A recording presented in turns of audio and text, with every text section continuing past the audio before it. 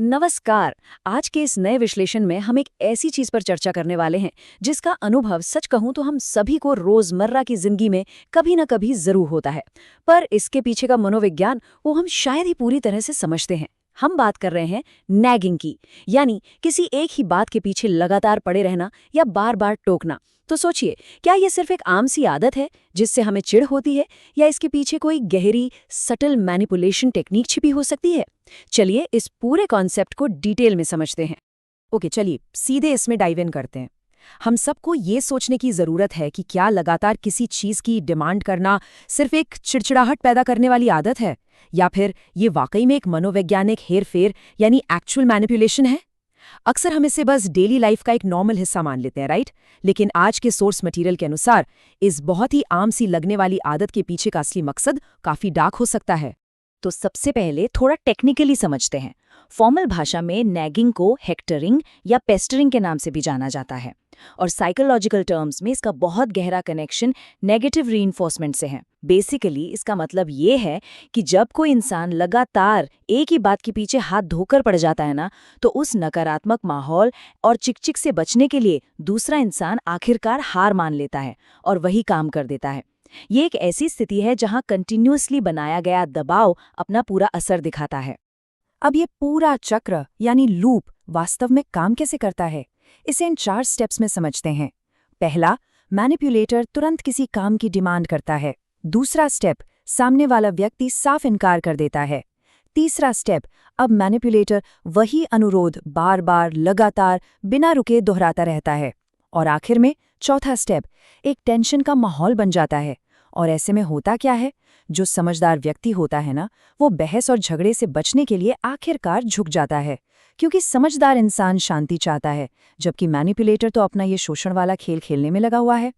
लेकिन ठहरिए, हर बार ये चीज बुरी नहीं होती। हिस्सा 1, व्हेन नैगिंग इज हार्मलेस। आइए देखते हैं कि कैसे बिल्कुल यही टेक्निक एक स्वस्थ रिश्ते में पूरे सकारात्मक इरादों के साथ इस्तेमाल की जा सकती है। ये बस इस पूरे टॉपिक के सरफेस की तरह है। और ये बात इस एक उदाहरण से बहुत ही शानदार तरीके से इलिस्ट्रेट होती है। सोर्स मटेरियल में बड़ा ही मजेदार और रिलेटेबल किस्सा है। जब माता पिता को अपने बच्चों की देर तक सोने की आदत छुड़वानी होती है ना, तो वो सुबह 6 बजे से ही आवाजें लगाना शुरू कर देते हैं। और ठीक 6:30 बजते ही उनका क्लासिक डायलॉग आता है, हे भगवान, 9 बज गए हैं, धूप निकल आई है, धरती खोलने लगी है, अब तो उठ जा। हम सब ने ये कहीं ना कहीं सुना ही होगा। अब बच्चा भी बहुत अच्छे से जानता है कि वॉच में अभी सिर्फ सुबह के 6:30 ही बजे हैं, और उसे पता है कि बाहर धरती पर कोई चाय नहीं खोल रही है। लेकिन फिर भी वो बिस्तर से उठ ही जाता है। क्यों? क्योंकि उसे उस लगातार आवाज और नैगिंग से बचना होता है। यहाँ ध्यान देने वाली बात यह है कि इसके पीछे किसी का फायदा उठाने का कोई इंटेंशन नहीं है। मकसद सिर्फ एक अच्छी आदत डलवाना है। अपने लोग अक्सर हमारी बेहतरी के लिए इस टेक्निक का यूज करते हैं, और ये पूरी तरह से हार्मलेस है। पर अब यहाँ से मामला थोड़ा सीरियस हो जाता है। हिस्सा 2, द डार्क साइकोलॉजी कनेक्शन। अब हम पेरेंटिंग के हल्के पुल्के माहौल से निकलकर एक्सप्लेनर के सबसे अहम और संजीदा हिस्से की तरफ बढ़ रहे हैं, जहां डार्क पर्सनालिटी ट्रेट्स वाले लोग इस एग्जैक्ट सेम व्यवहार को एक वेपन यानी हथियार की तरह इस्तेमाल करते हैं। अब यहाँ जो तुलना हम देखने वाले हैं वो वाकई में बहुत दिलचस्प है। एक तरफ है हमारी हेल्दी इंटेंशंस, जहां अपने चाहने वालों की बेहतरी छिपी होती है, और दूसरी तरफ है डार्क इंटेंशंस, जहां मैनिपुलेटर्स को सिर्फ और सिर्फ अपना पर्सनल फायदा दिखता है। देखिए, सारा खेल इंटेंट यानी इरादों का है, और यही इरादा एक आम सी जिद को एक जहरीली मैनिपुलेशन में बदल देता है। इस पॉइंट पर जोर देना बहुत जरूरी है कि जब किसी व्यक्ति में डार्क ट्रेट्स हावी होते हैं ना, तो उसके लगातार रिक्वेस्ट के पीछे का मूल उद्देश्य आपस की बेहतरी बिल्कुल नहीं रह जाता। ऐसे लोग नैगिंग का प्रयोग केवल दूसरों को नुकसान पहुंचाने और अपना खुद का स्वार्थ पूरा करने के लिए करते हैं। ये अब म्यूचुअली बेनिफिशियल चीज नहीं बची, ये पूरी तरह से एक तरफा शोषण बन चुका है। तो इस सबसे बचें कैसे? यहीं आता है हमारा तीसरा हिस्सा, द 4 मेजर वार्निंग साइंस। इसे एक सर्वाइवल गाइड की तरह मानिए, जहां अब वक्त आ गया है कि हम अपनी भावनाओं को बिल्कुल साइड में रख दें और अपने लॉजिकल माइंड को पूरी तरह से एक्टिव कर लें। किसी की लगातार रिक्वेस्ट्स के पीछे छिपे हुए मलिशियस इंटेंट या बुरी भावना को पहचानने के लिए इन 4 रेड फ्लैग्स को समझना बहुत जरूरी है। पहला, क्या ये जिद सिर्फ और सिर्फ उनके अपने फायदे के लिए है? दूसरा, क्या उस रिक्वेस्ट में कोई जबरदस्ती या फोर्स फील हो रहा है? तीसरा, जब बात ना मानी जाए तो क्या उनकी बॉडी लैंग्वेज और शब्दों में गुस्सा झलकता है? और चौथा रेड फ्लैग, क्या ऐसी बातें बोली जा रही हैं जिससे बिना बात के गिल्ट फील करवाया जाए? अगर इन 4 में से कुछ भी हो रहा है तो समझ लीजिए स्थिति ठीक नहीं है। क्योंकि देखिए, इस डार्क नैगिंग का सबसे बड़ा और खामोश खतरा इसके पीछे छिपी एक अनकही धमकी होती है। उनका क्लियर अनस्पोकन मैसेज होता है, मेरी बात सुनो वरना।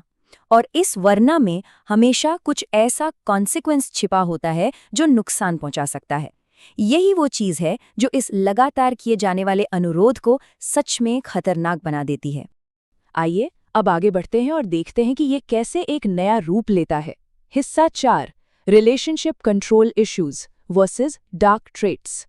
एक बहुत ही अहम न्यूआंस यानी बारीक अंतर को समझना जरूरी है, खासकर उन पार्टनर्स के बारे में जिन्हें हर चीज कंट्रोल करने की आदत होती है।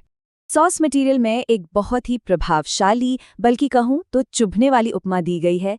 कुछ लोगों की मानसिकता ऐसी होती है कि वो अपने पार्टनर को उनके शब्दों में अपने जूतों की नोक पर रखना चाहते हैं।